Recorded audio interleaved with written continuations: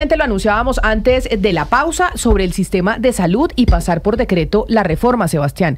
¿Cómo es eso? Sí, es un decreto que salió ayer para comentarios. Recordemos que cuando un ministerio, en este caso el de salud, saca un decreto, es un borrador en el que diferentes entidades, personas o expertos pueden hacer comentarios. Finalmente el ministerio y sus técnicos revisan esos comentarios y sacan la versión final. La versión final, Camila, saldría para el 10 de mayo.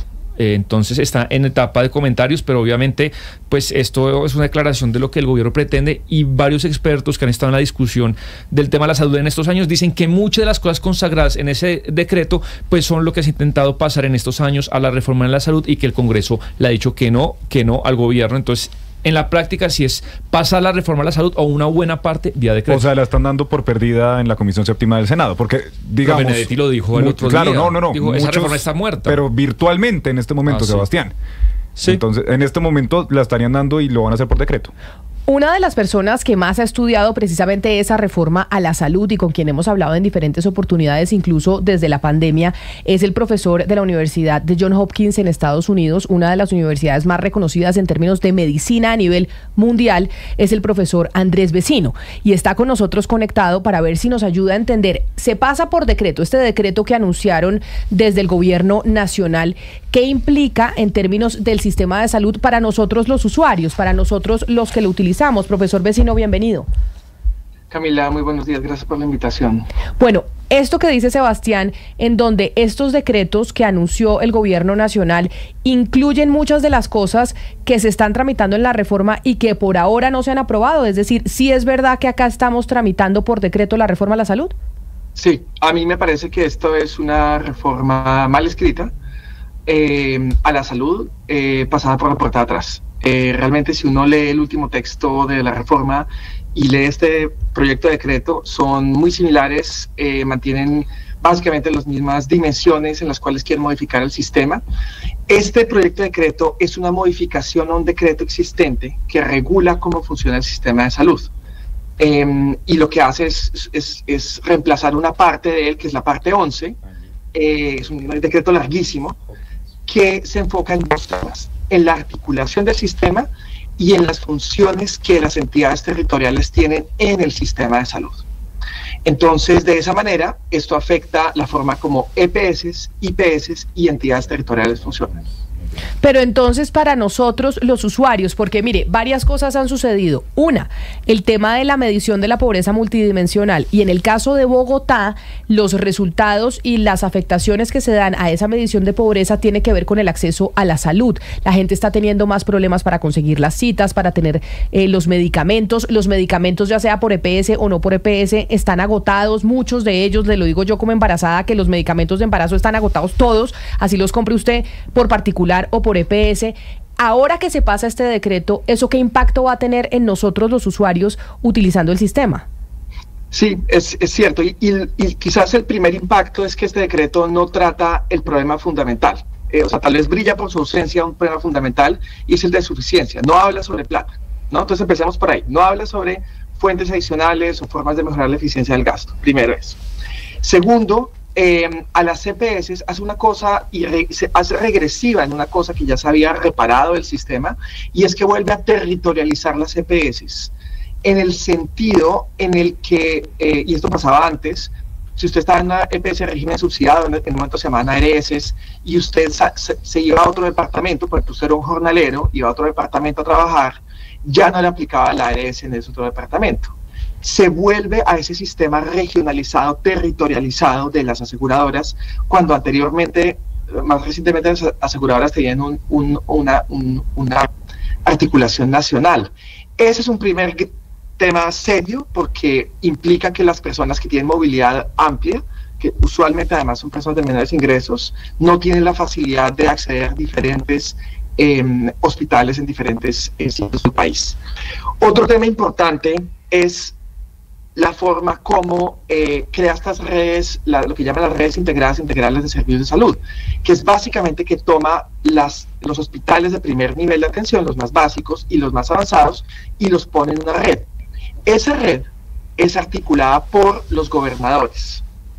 Y parte de mi miedo en esto, que es el mismo con la reforma, es que los gobernadores van a tener la posibilidad de tomar decisiones discrecionales sobre qué hospitales públicos o privados entran dentro de esa red.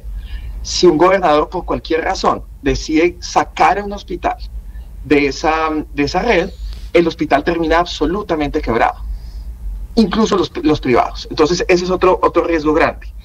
Y el tercero es en cómo está articulado el sistema, porque lo que trata de hacer es de articularlo de una forma totalmente vertical, como el gobierno nacional decida que se constituyen esos territorios, en vez de mirar cómo es que realmente las personas se están moviendo en el territorio para prestar los servicios de salud de forma efectiva.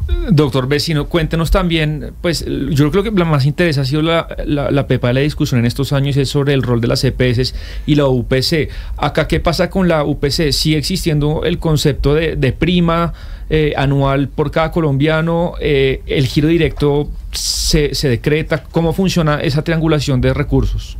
Sigue existiendo.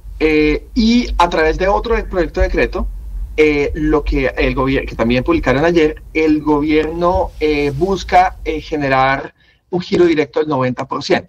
El giro directo es básicamente que la ADRES paga directamente al hospital y no pasa por la EPS.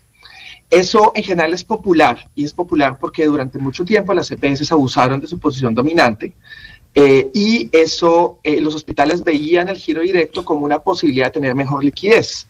Pero eso no viene sin problemas. El problema del giro directo es que el asegurador pierde la capacidad de controlar el gasto y los incentivos a controlar el gasto, porque ya no está manejando plata de ellos.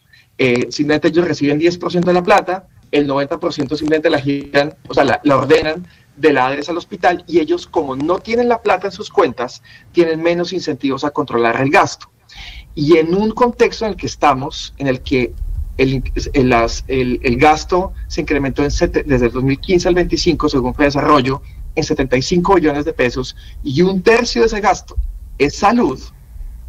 Por supuesto, cualquier estrategia para reducir, para no reducir el gasto, pues obviamente es problemático. Doctor Vecino, para entender, es que de pronto me perdí algún oyente también. Es decir, el 90% de la bolsa pública de salud, pues destinada a la UPC, directamente se la giraría el Estado a las IPS.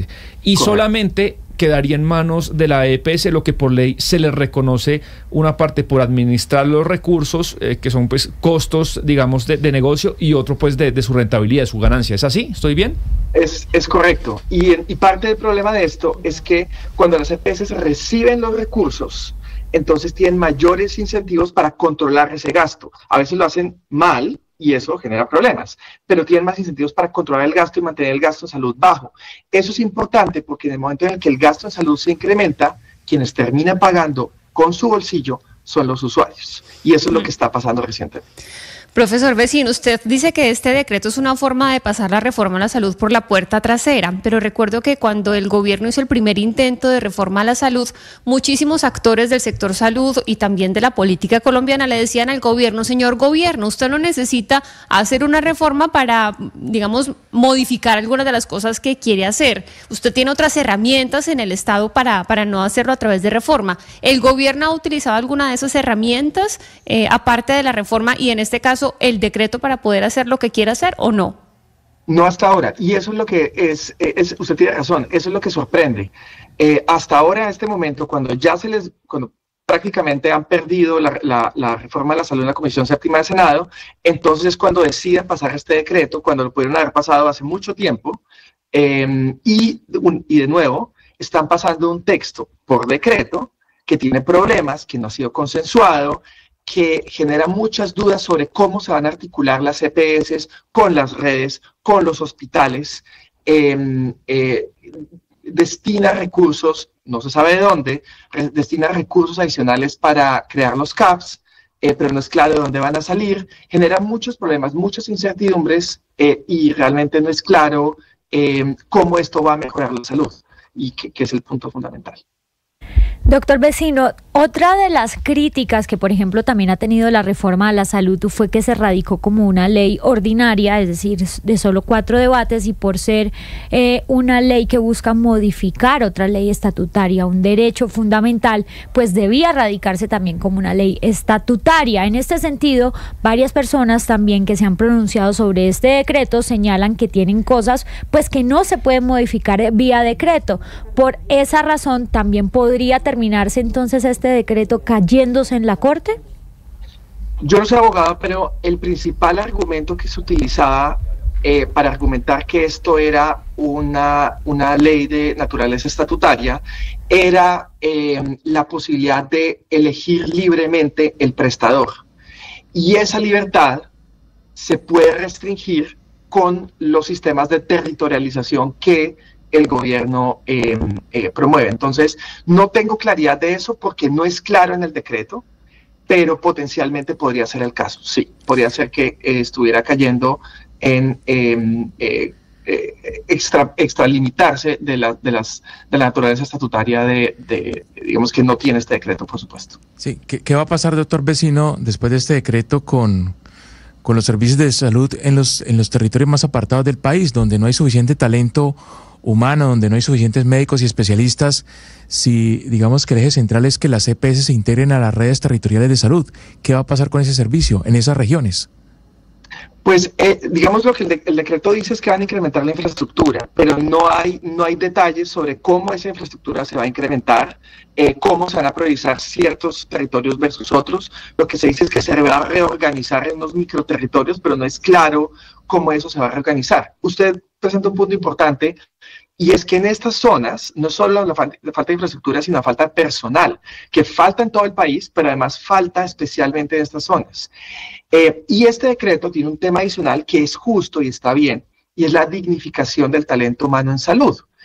Pero para dignificar el talento humano en salud, y estos son datos del Ministerio de Hacienda en el 2022, se necesitaban una adición de entre 4 y 7 billones de pesos.